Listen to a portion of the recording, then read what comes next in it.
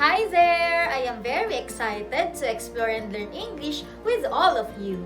I am Teacher G. Join me on this fun journey of learning English in Lingo Bingo Thursdays with Teacher Vibal.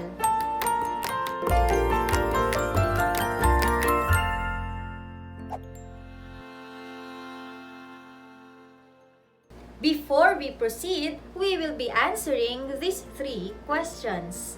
First, what is transition or signal words? Second, why is using transition or signal words important? And third, how do we use transition or signal words in our sentences and texts? Are you ready to learn? Let's go! Have you ever wondered how to make a piece of writing flow better and how ideas become connected with one another? Today, we will discover how to do that by learning about the transition or signal words. Transitional devices serve as signposts that guide the readers through the flow of ideas in the text. They also relate and connect the sentences to each other. How are transition signals useful? It makes it easier for the reader to follow ideas. It also creates links to improve the flow of the text. How are transition signals used? Transition signals are usually placed at the start of sentences, but they may also appear in the middle or end of sentences. They are usually separated from the rest of the sentence by commas. And remember, you do not need to use transition signals in every sentence in a paragraph. Now, here are some of the common transition words and phrases. Here are some transition words to show the thought of adding or to add. And, again, and then, besides, finally, further, to, in addition, moreover, as equally important, as well, also, furthermore, likewise, moreover, similarly, still, and next. Now, here are some transition words to compare or contrast. But, yet, on the other hand, however, nevertheless, on the contrary, by comparison, where, compared to, although, conversely, meanwhile, after all, in contrast, nonetheless, rather, and instead. How about transition words to prove? Because, for, since, for the same reason, furthermore, moreover, indeed, in fact, as a result, consequently, accordingly, and thus. We also have transition words to show exception. Yet, still, however, nevertheless, in spite of, despite, of course, aside from, barring, except, excluding, other than, and save. To show time or sequence, we use these transition words.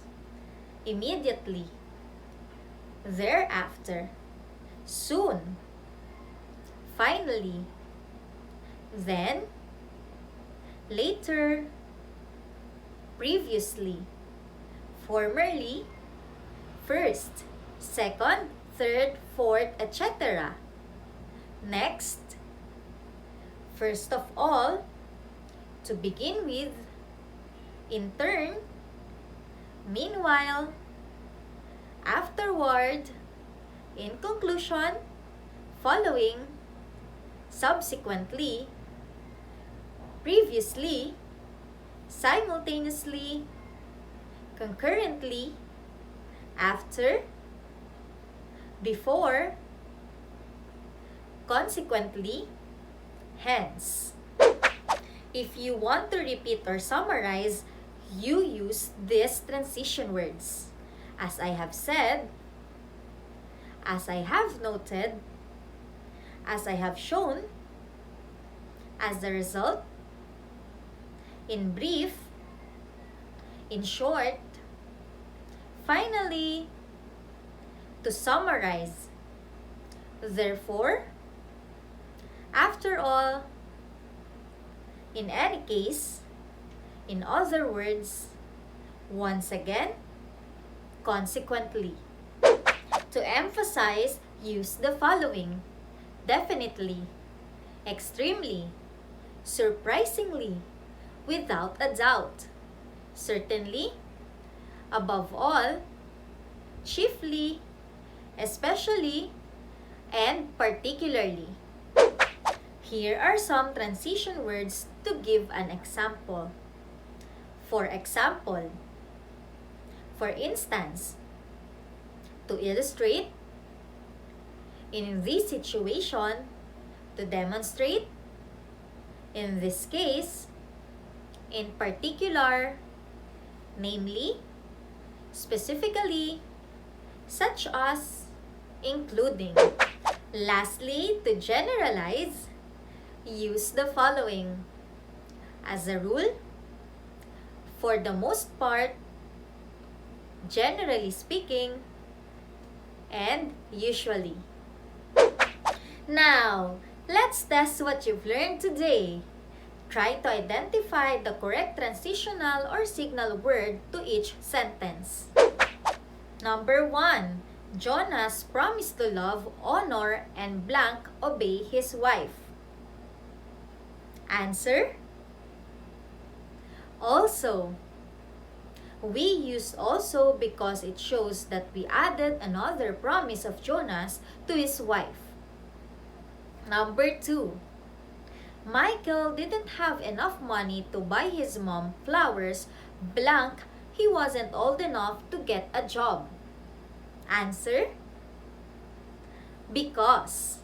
In this sentence, we use because to show the reason or cause of an action or event. And last number 3. Blank, the thesis is clear. Answer: in conclusion. Lastly, the answer is in conclusion because we summarize a whole thought. Good job! Thank you for doing your part. I had fun learning with you, but I have to say goodbye for now. I hope that you will join me again on our next adventure. And oh, don't forget to share this video and bring your friends with you next time, okay? Still, this is Teacher G. Like this video and turn on the notification bell to hear more from me and other teachers at Teacher Vibal soon. See you on our next Lingo Bingo Thursdays for more fun and exciting exploration of the English language.